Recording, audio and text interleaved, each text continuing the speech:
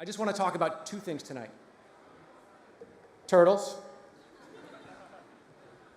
and flywheels. Flywheels? Anyone? So I'll just go ahead and do that. Some of you guys may have heard this story about the Hindu wise man who was explaining to a child that the earth rests on the back of an elephant. And then the child asked him, so what does the elephant stand on? And the wise man said, a tortoise. And so the child said, so what does the tortoise stand on? And the wise man said, another tortoise. And this went on back and forth for quite a while until finally the wise man lost patience and said, stop asking, kid. It's turtles all the way down. And for me, this is the perfect metaphor for a startup ecosystem. So when I was right out of college and trying to figure out what to do with my life, and it's a lot like that video, I thought I was supposed to get a job at some big company. And somehow I found myself living in Jacksonville, Florida, working for AT&T, which had something like 350,000 employees at the time. And the business unit I was working in was basically a credit card company. And if any of you are in that business, I apologize, but it's a super sleazy business. And I just hated everything. I hated my life. And I was like, I am doing this wrong. Something about this is not working for me, and I've got to figure out some other way. And so I quit. And I moved back to Seattle. And I wound up getting a job on a startup that Craig McCaw had spun up inside of McCaw. So it was sort of like an internal thing. And it was like, for me, it was like Alice in Wonderland when she goes down the rabbit hole. Sorry, I'm losing. This is me, the AV guy. This is what you're going to get. So the McCaw operation was like this. There were all these young guys, and they were running around just kind of making it up as they went along. And they were smart. Like they weren't messing it up. They had raised crazy amounts of money from the junk debt markets, and they were just trying all kinds of crazy ideas. And they were very serious about being successful, but they were doing it in a way that felt much more natural to me, which is try stuff, make mistakes, raise money, don't be afraid to fail. And this was also about the time that the Mosaic browser came out. It was 1993. And I remember subscribing to Wired magazine when it first came out, and I had all this kind of, I was just being bombarded with this input, and my brain was literally exploding because what I had figured out that a company wasn't some static thing that I had to fit myself into, but instead it was a thing that anyone could make and could change, and I could make them and I could change them. And my mind was just blown, and literally for the next 15 years, I spent a bunch of time in different ways, and I won't bore you with the details, trying to learn what it means to be an entrepreneur, to start businesses, sometimes inside a company and sometimes outside, sometimes on credit cards and sometimes with venture capital. And sometimes they were successful, which was awesome, and sometimes they sucked and we failed, and that was a bummer. But no matter how they turned out, I absolutely loved the work. I loved the people, and I loved the culture.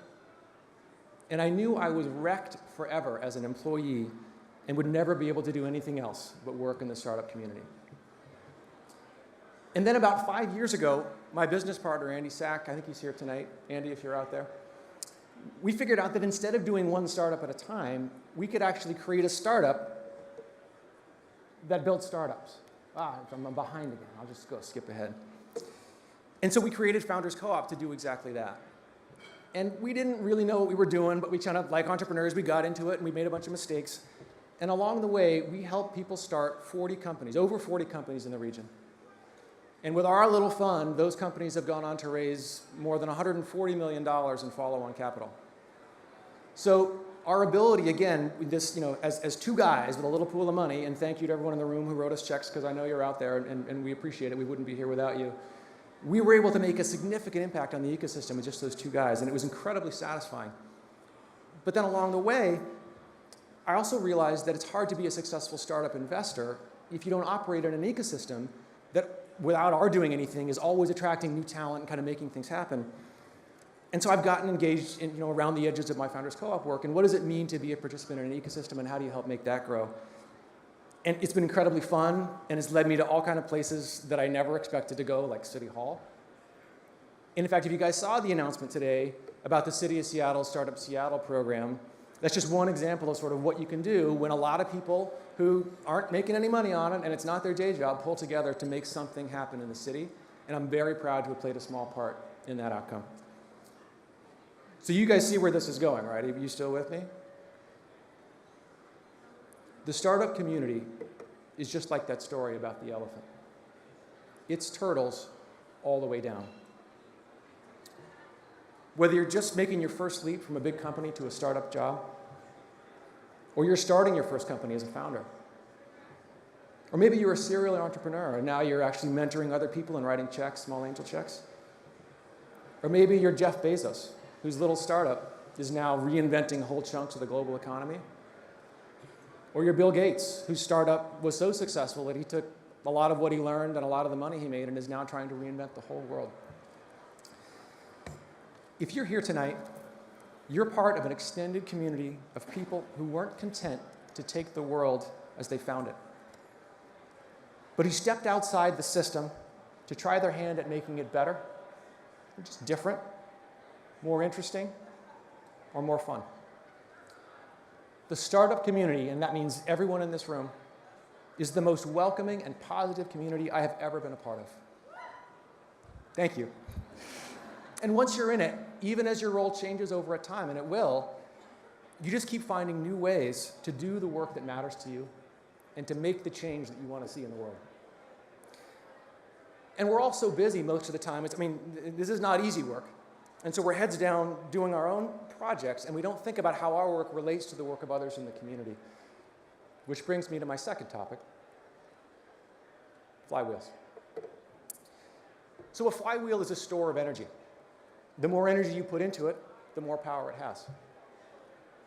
And the more massive it is, the more energy it can store, and the harder it is to stop once it gets going. And for any one of us on any given day, it can sometimes be hard to see how our individual effort amounts to anything. But when you start to string days into years and you look back, you can see how far you've come and how much you've accomplished. And the truth is, it takes time to build anything of significant value. Our identities as people, our role in the world, the companies we build, and the communities that we live in and contribute to. The longer it takes to build something, I'm backwards, the better something is, the more powerful and lasting it is, the longer it takes to build. So I grew up in Seattle in the 1970s and 80s. And I remember what it was like before Microsoft, before Amazon. And anyone who grew up here probably remembers this sign, which is in the darkest days, this was a real billboard on I-5 on the way out of town. With the last person out of Seattle, please turn out the lights. That's how bad it was. So I graduated from high school in 1986, which was the year that Microsoft went public. And I left for the East Coast, and then the Bay Area, and then that time in Florida. And I came back in the early 90s to work for Craig McCaw, and then when AT&T bought McCaw, I was like, oh, no, I'm not doing that again. And so I went back to California. And I finally came back for good to Seattle about a dozen years ago. And I've been kind of chipping away at my little corner of the ecosystem ever since. And I know a lot of people, and I'm one of them, who wring their hands about all the ways in which our community is less than other places. We have fewer startups, we have less venture capital, we have fewer big exits, and I'm guilty of this as well. But when I zoom out, with the perspective of those 25 years of my time here and elsewhere, and having lived in some of the cities that we compare ourselves most closely to, I can tell you with absolute certainty that we have built a flywheel of incredible mass. Oh, there we go. And that flywheel is spinning faster and faster. Yeah. Every single one of you in this room makes up some portion of that mass. And the work that you do every day, the energy you expend every day on your own growth, on the work of your companies, or as a participant in our broader community, makes that wheel spin just a little bit faster. We are, all of us, everyone in this room tonight and many more besides, the co-founders of the Pacific Northwest startup ecosystem. From Portland in the south, I wanted to deliberately wear, every day I fly the flag for a portfolio company. This is one of my deals in Portland. Portland is part of our system too, and Vancouver is too. The thing we're building together is already one of the massive flywheels of the global economy, and we are just getting started. There we go. I want to thank GeekWire for being the convener and storyteller of our community and bringing us all together tonight to celebrate that work. Again, startups are great at pursuing their own individual agendas, but it takes somebody to sort of step outside and say, guys, we are a community, we are together, and to throw a party, which is what this is tonight, which is celebrating all of our work together. And I want to thank each and every one of you for the work that you do every day to build and spin that wheel. Thank you. On with the show.